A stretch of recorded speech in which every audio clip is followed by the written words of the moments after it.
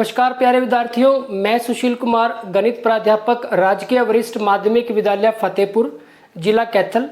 आप सभी का एजुसेट हरियाणा के इस वर्चुअल क्लासरूम में हार्दिक स्वागत करता हूं। आज हम बात करेंगे प्रश्नावली 3.6 की। हमारा अध्याय 3 जिसका नाम है दो चरों वाले रैखिक समीकरण युग्म। प्यारे विद्यार्थियों, हमने अपनी पिछली 5 प्रश्नावलियों में सीखा कि किस तरह से रैखिक समीकरण युग्म का हल हम ज्ञात कर सकते हैं। इसके लिए हमने 4 विधियों का जो है अध्ययन किया है। ये विधियां हैं हमारे पास। सबसे पहले हमने ग्राफीय विधि का अध्ययन किया, जिसमें हमने ग्राफ की सहायता से रैखिक समीकरण युग्म जो हमारे पास है, रैखिक समीकरण युग्म, इसका हल ज्ञात किया। का हल हमने ज्ञात किया ग्राफीय विधि से। इसके बाद हमने दूसरी जो विधि है वो है प्रतिस्थापन विधि। प्रतिस्थापन विधि की सहायता से हमने रैखिक समीकरण युग्म है जो उसका हल ज्ञात किया। ठीक इसी तरह से एक अन्य विधि में विलोपन विधि की सहायता से हमने रैखिक समीकरण युग्म का हल ज्ञात किया। और अंत में हमने वज्र गुणन विधि की सहायता से, वज्र गुणन विधि की सहायता से रैखिक समीकरण युग्म का हल ज्ञात किया। तो इन 4 विधियों की सहायता से हमने जो रैखिक समीकरण युग्म थे हमारे पास, उसका हल हमने ज्ञात किया। प्यारे विद्यार्थियों, आज के इस वीडियो लेक्चर में हम सीखेंगे कि किस तरह से हम उन समीकरणों को, जो रैखिक समीकरण तो नहीं है लेकिन उनको रैखिक समीकरणों में बदला जा सकता है और फिर उनका हल ज्ञात किया जा सकता है। जैसे एक उदाहरण के रूप में हम ले कि 2/x जमा 3/y बराबर है 13 और 5/x माइनस 4/y बराबर है -2। तो हमारे पास ये 2 समीकरण है। तो यहाँ पे जो ये 2 समीकरण है ये रैखिक समीकरण नहीं है, या फिर ये कहें कि ये रैखिक समीकरण युग्म नहीं है। तो इन समीकरणों को पहले हम रैखिक समीकरणों के युग्म के रूप में व्यक्त करेंगे और उसके बाद फिर हम इनमें से कोई भी एक विधि का प्रयोग करके हम इसका हल ज्ञात करेंगे।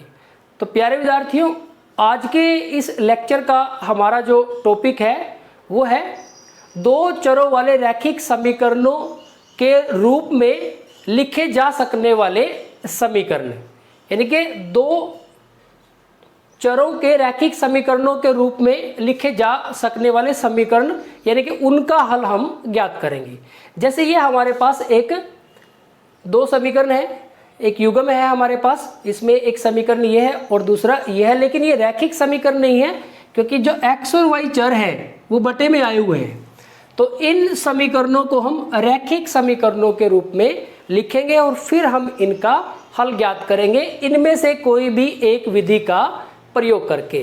तो प्यारे बच्चों, अब देखते हैं कि हम इसको कैसे हल करेंगे। तो यहाँ पे हमारे पास जो 2 समीकरण दिए हुए हैं, सबसे पहले हम उनको लिख लेते हैं। समीकरण 1 है हमारे पास 2/x जमा 3/y बराबर है 13। तो ये हमारे पास समीकरण 1 है।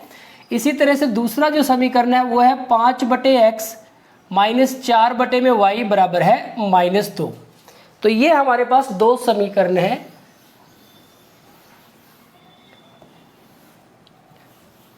हम इन समीकरणों को क्या करेंगे, इनको रैखिक समीकरणों के युग्म के रूप में लिखेंगे।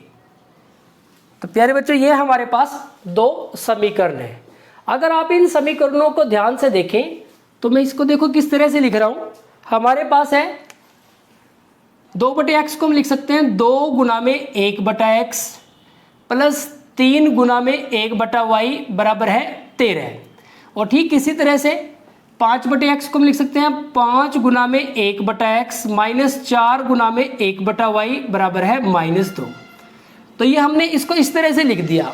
अब आप यहाँ पे इसको अगर ध्यान से देखें तो ये जो 1/x है और 1 जो y है, ठीक इसी तरह से यहाँ पे 1/x और 1/y है। अगर इनका हम इन मान को किसी और अन्य मान के बराबर रख दें, यानी कि प्रतिस्थापन कर दें, तो फिर ये दो चर वाले रैखिक समीकरण के युग्म के रूप में बदल जाएंगे। अब देखो हम क्या करते हैं, तो हम यहाँ पे 1/x को p मान लेते हैं, माना 1/x बराबर है p तथा 1/y बराबर है q। तो 1/x को हमने p मान लिया और 1/y को q मान लिया। अब हम इनमें रख देते हैं मान। तो देखो ये क्या हो जाएगा, 1/x हमारा p के बराबर है, तो 2 गुना में p यानी कि 2p जमा 3 गुना में q यानी कि 3q बराबर है 13। तो ये हमारे पास समीकरण 3 हो गया। ठीक इसी तरह से यहाँ पे 5 गुना में 1/x p है, तो 5x यानी कि 5p हो जाएगा। 5 गुना में 1/x, 1/x हमारा p है, तो 5p माइनस के 4q बराबर है, एक इसके बराबर हो जाएगा -2 के बराबर हो जाएगा। तो ये आ गया हमारे पास समीकरण 4। अब प्यारे बच्चों समीकरण 3 और समीकरण 4 आप ध्यान से देखो, आपने पिछली 5 प्रश्नावली में जो भी क्वेश्चंस किए हैं वो इसी तरह के हैं, बशर्ते कि वो ज़्यादातर क्वेश्चन किस में थे, x और y में थे।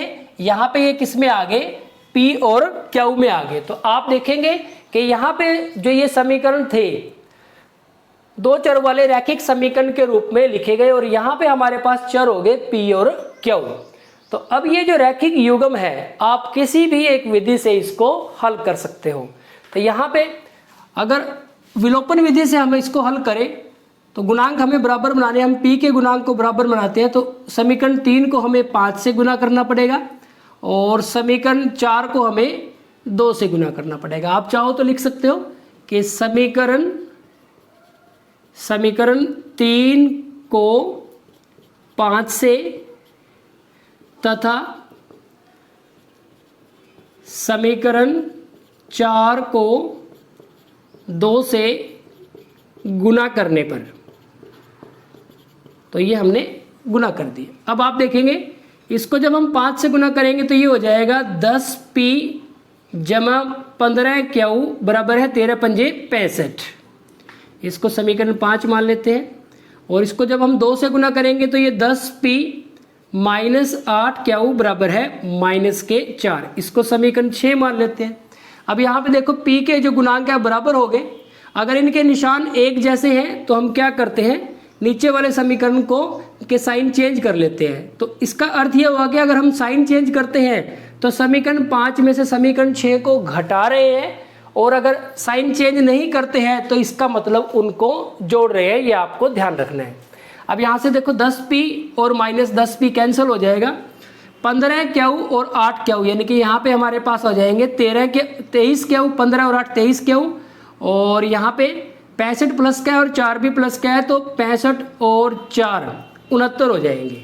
तो यहाँ पे हम लिख देंगे कि 23q बराबर है 69, तो q बराबर है 69, तो 69/23, 23 एकम 23, 23 तिया 69, तो q का मान आ गया 3। अब ये q का जो मान है समीकरण 3, समीकरण 4, समीकरण 5 और समीकरण 6 में से किसी में भी रख सकते हो। तो हम क्या करते हैं कि q का मान समीकरण 3 में रखने पर, तो q का जो मान हम समीकरण 3 में रख देते हैं, और समीकरण 3 है हमारा यहाँ पे 2p + 3 गुना में q का मान 3 है हमारे पास, बराबर है 13, 2p + 9 बराबर है 13, 2p बराबर है 13 - 9, तो 2p बराबर है 4, और यहाँ पे हमारे पास p बराबर है 4/2, यानी कि 2 एकम 2, 2 दूनी 4, तो 2 आ जाएगा। तो हमारे पास जो p है, p का मान आ गया हमारे पास 2, और क्यू का मान आ गया हमारे पास 3। लेकिन हमें जो समीकरण दिए हुए तो उसमें तो x और y थे, तो हमें मान तो x और y का निकालना है। अब आप देखेंगे कि 1/x किसके बराबर है, p के। तो 1/x किसके बराबर है, p के। हमारे पास 1/x p के बराबर है और p किसके बराबर है, 2 के। ठीक इसी तरह से 1/y किसके बराबर है, q के, और q किसके बराबर है, 3 के। इसका अर्थ यह हुआ कि 1/x किसके बराबर हुआ, 2 के, ये ले लिए हमने।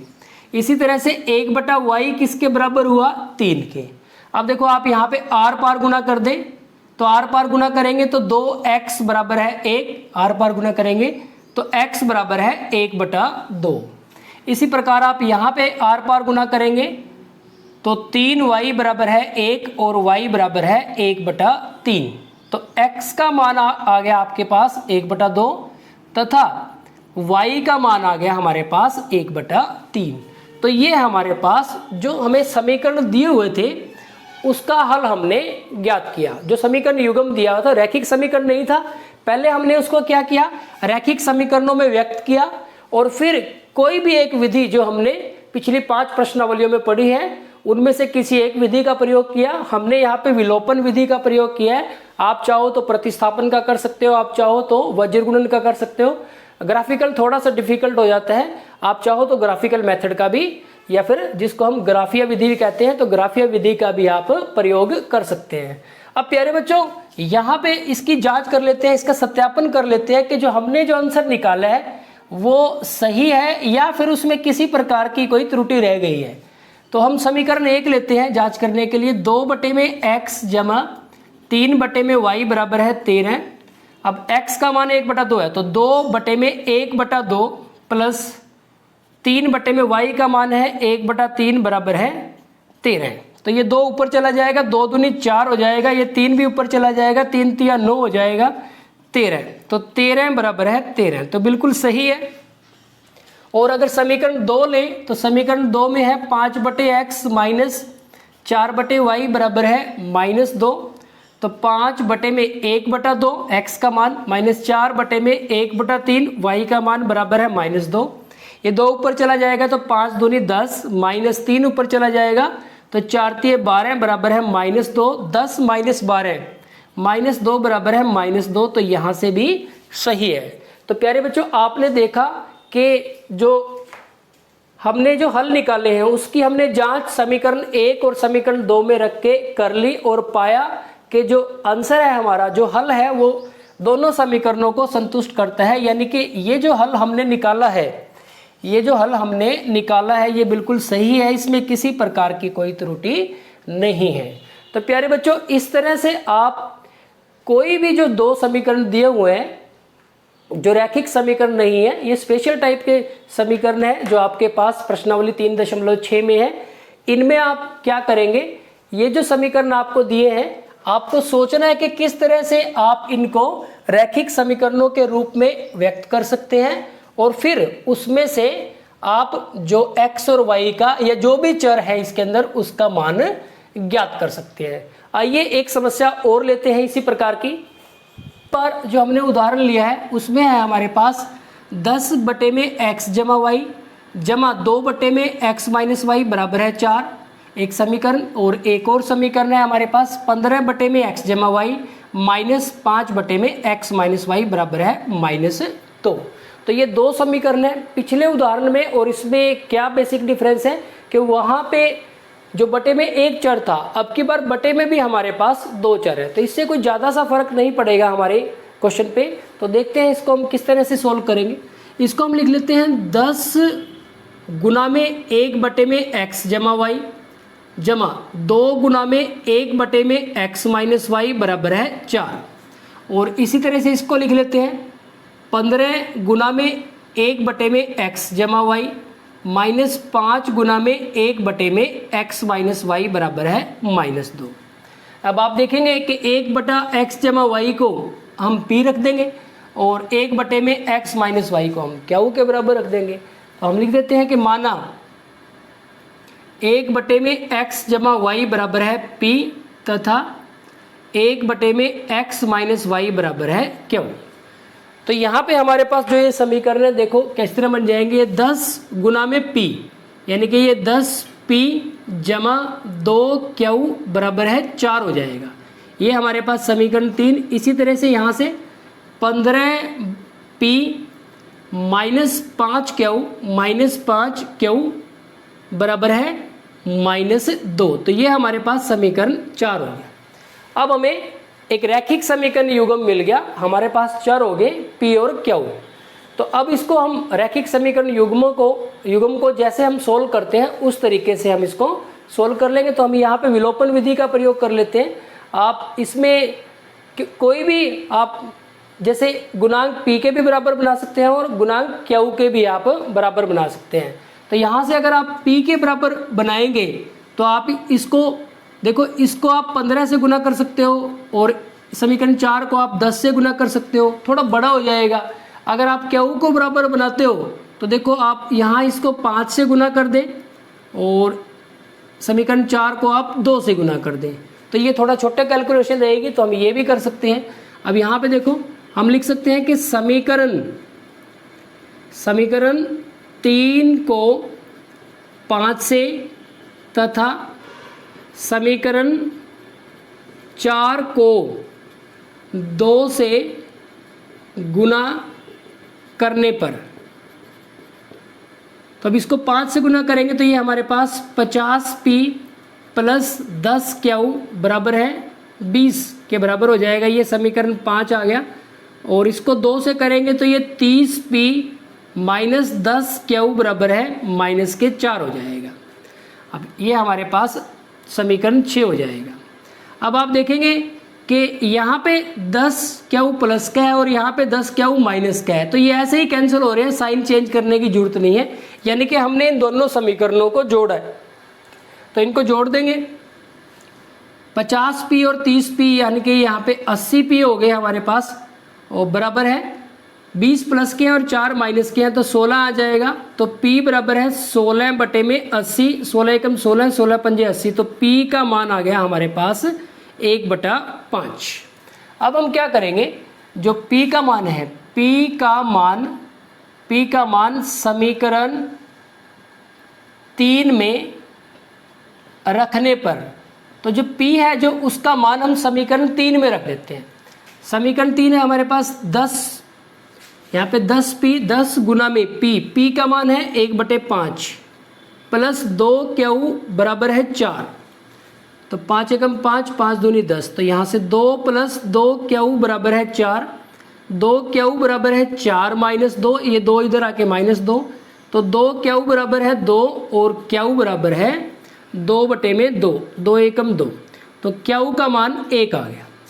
अब आप देखेंगे कि हमारे पास जो p है वो 1/x जमा y के बराबर है, और इसका मान कितना आया 1/5।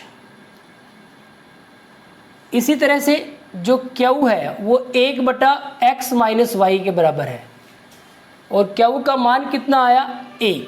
तो हम इसको देखो, इसको लें अगर हम आर पार गुना कर दें तो x जमा वाई बराबर है 5।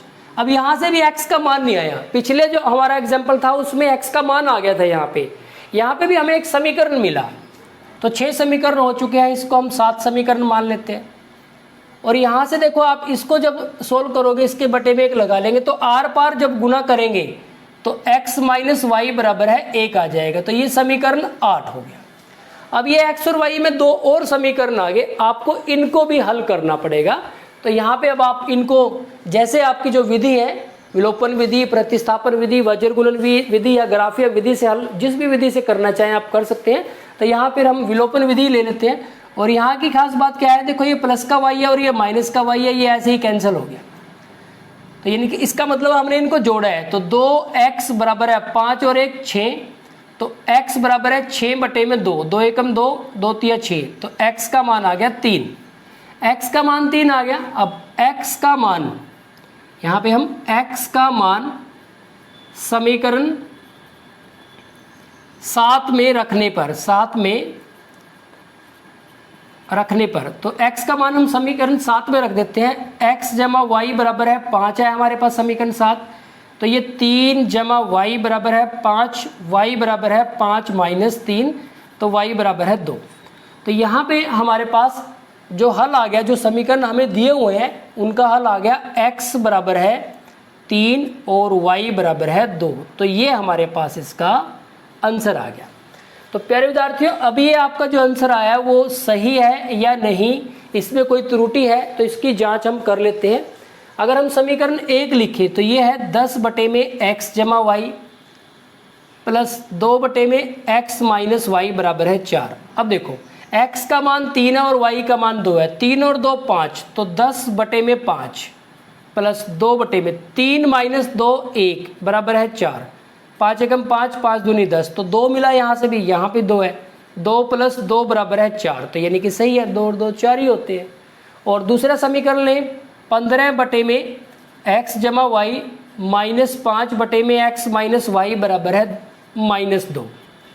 अब आप देखो x 3 है y 2 है, 3 और 2 5, तो 15 बटे में 5 माइनस 5 बटे में 3 माइनस 2 1 बराबर है माइनस 2, 5 एकम 5, 5 दिए 15, तो यहाँ से 3 माइनस 5 बराबर है माइनस 2, 3 माइनस 5 तो माइनस 2 ही होते हैं, तो माइनस 2 के बराबर है, यानी कि सही है।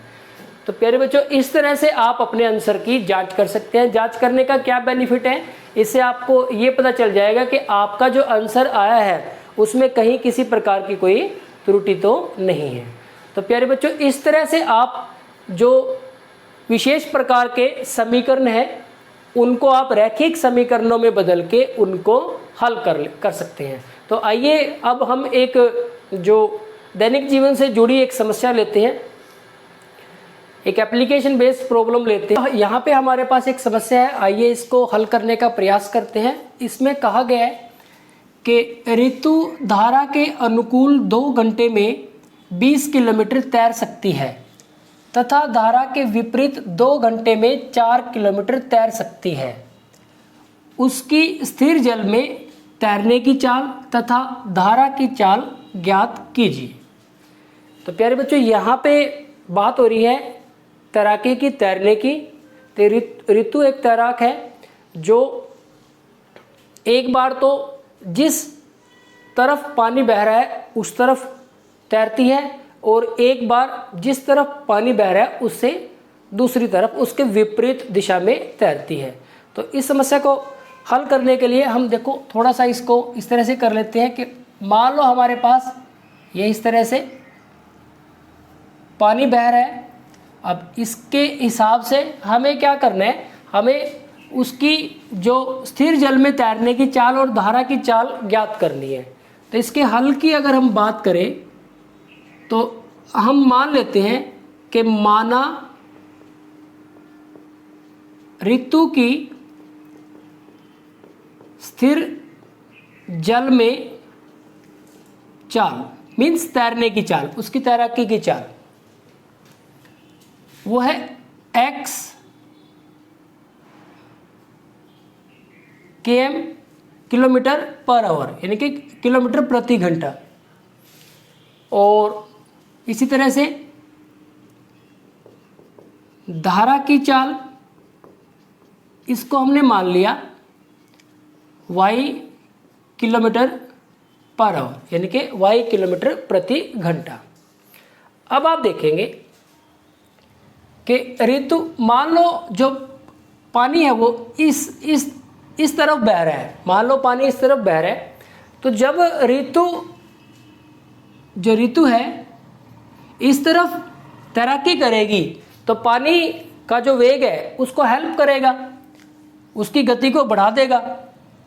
और जब ऋतु इस तरफ तैराकी करेगी, विपरीत दिशा में तैराकी करेगी, तो पानी उसकी जो चाल है उसको रोकेगा, क्योंकि पानी हमारे पास इस तरफ बह रहा है और ऋतु इस तरफ जाएगी, विपरीत दिशा में तैरेगी, तो उसकी जो तैरने की जो चाल है वो कम हो जाएगी क्योंकि पानी उसको रोकेगा।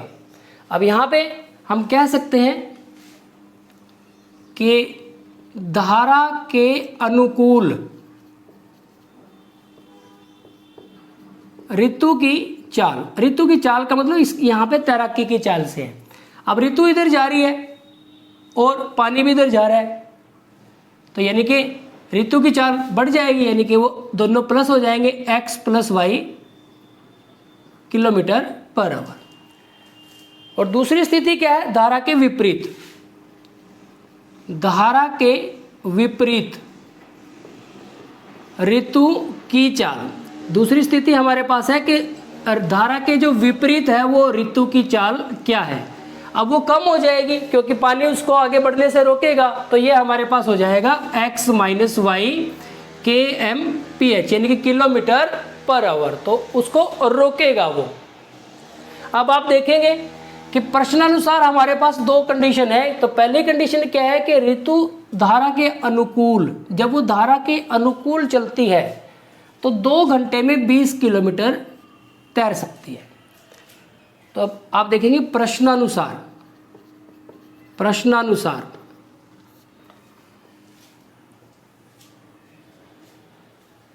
जब वो धारा के अनुकूल चलती है,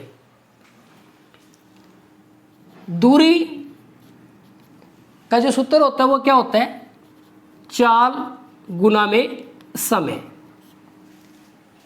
अब पहला केस, धारा के अनुकूल चाल है हमारे पास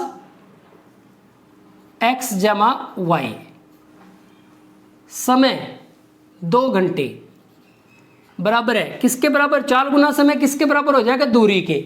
और दूरी कितने किलोमीटर कवर की, 20 किलोमीटर, तो ये किसके बराबर हो गया, 20 के।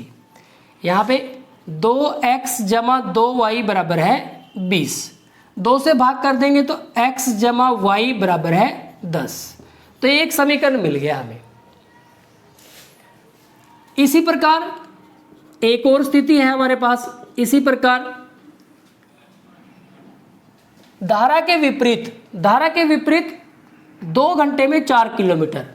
धारा के विपरीत चाल कितनी है, x - y, समय 2 घंटे, और दूरी कितनी कवर होती है, 4 किलोमीटर, तो ये किसके बराबर हो गया, 4 के। यहाँ पे कितना आ गया, 2x - 2y बराबर है 4, इसको भी 2 से भाग कर दिया तो x - y बराबर है 2। ये समीकरण 2 हो गया। अब आप इन दोनों समीकरणों को हल कर लेंगे। ये जो 2 समीकरण है आप इनको हल कर लेंगे। तो पहला समीकरण है x + y बराबर है 10, और दूसरा समीकरण है x - y बराबर है 2। तो इनको जब हम हल करेंगे, समीकरण 1 और समीकरण 2, देखो ये तो ऐसे ही, ये प्लस का y है, ये माइनस का y है, ये ऐसे ही कैंसिल हो गए। इसका मतलब इन दोनों समीकरणों को हमने जोड़ा है। तो ये हो गया 2x बराबर है 10 और 2 12, तो x बराबर है 12/2, 2 एकम 2, 2 छिके 12, तो x का मान आ गया 6। अब हम क्या करते हैं, x का मान समीकरण 1 में रखने पर, x का मान समीकरण 1 में रख देते हैं। समीकरण 1 है x + y बराबर है 10, तो x का मान है 6 + y बराबर है 10, तो y बराबर है 10 - 6, तो कितना आ जाएगा, 4। तो अतः हम लिख सकते हैं कि स्थिर जल में ऋतु की चाल ये है 6 किलोमीटर प्रति घंटा, और धारा की चाल ये है 4 किलोमीटर प्रति घंटा। अब देखो, अब अपने आंसर की अगर हम जांच करना चाहें तो ऋतु की जो चाल है वो 6 किलोमीटर प्रति घंटा है और धारा की 4 किलोमीटर प्रति घंटा। जब ऋतु धारा की दिशा में चलेगी तो 6 और 4 10 हो जाएंगे, 10 किलोमीटर, और 2 घंटे में कितना, 10 दूनी 20 किलोमीटर, तो 20 किलोमीटर ही था। देखो तो बिल्कुल सही है, 2 घंटे में 20 किलोमीटर। अब विपरीत दिशा में ऋतु की 6 है और धारा की 4 है, तो 6 में से 4 चले जाएंगे तो 2 किलोमीटर प्रति घंटा के हिसाब से ही तैर पाएगी धारा की विपरीत दिशा में 1 घंटे में। तो 1 घंटे में 2 किलोमीटर, तो 2 घंटे में कितना हो जाएगा, 4 किलोमीटर। तो ये भी बात सही हो जाएगा। तो इस तरह से आप अपने आंसर की जो जांच है वो कर सकते हैं। तो प्यारे बच्चों, ये थी हमारे पास प्रश्नावली 3.6, जिसमें हमारे पास विशेष प्रकार के समीकरण थे जिनको कि हम रैखिक समीकरणों के रूप में व्यक्त कर सकते हैं और फिर उन रैखिक समीकरण युग्म को आप किसी भी एक विधि से हल कर सकते हैं। यहाँ पे कुछ प्रश्न इस तरह से हैं कि जब आप उनको रैखिक समीकरण युग्म में व्यक्त करोगे तो आपके पास हल आ जाएगा, जैसे हमने जो उदाहरण 1 लिया था। और जो उदाहरण 2 है उसमें कई बार जब आप उसको अन्य चर में व्यक्त कर लेते हो, उसके बाद जब आप उसको हल करके मान निकालते हो तो फिर आपके पास जो पहला वाला चर था उसमें 2 समीकरण मिल जाएंगे और फिर उनको आपको फिर से एक बार और सोल्व करना पड़ेगा। दूसरी स्थिति यह है। और तीसरी स्थिति यह है कि आपके पास जो एप्लीकेशन बेस्ड है, जो दैनिक जीवन से जुड़ी हुई समस्या है, इस तरह का कोई क्वेश्चन आपके पास आ जाए तो जो स्टेटमेंट है उसके हिसाब से आप कंडीशन बनाते हुए उन प्रश्नों को हल कर सकते हैं। तो प्यारे बच्चों, यहाँ पे आपने जो इस लेक्चर से सीखा, इसकी सहायता से आप प्रश्नावली 3.6 के प्रश्नों को बड़ी आसानी से हल कर सकते हैं। आज के इस वीडियो लेक्चर में इतना ही। लगातार प्रैक्टिस करते रहिए, क्योंकि जितनी ज़्यादा आप प्रैक्टिस करेंगे उतने ही आप गणित विषय में निपुण होंगे, आपकी गणित विषय में रुचि बढ़ेगी और साथ ही साथ आपके जो कॉन्सेप्ट है वो क्लियर होते चलेंगे और आपकी जो कैलकुलेशन में मिस्टेक होने के चांसेस हैं वो कम होते चलेंगे। Thank you very much.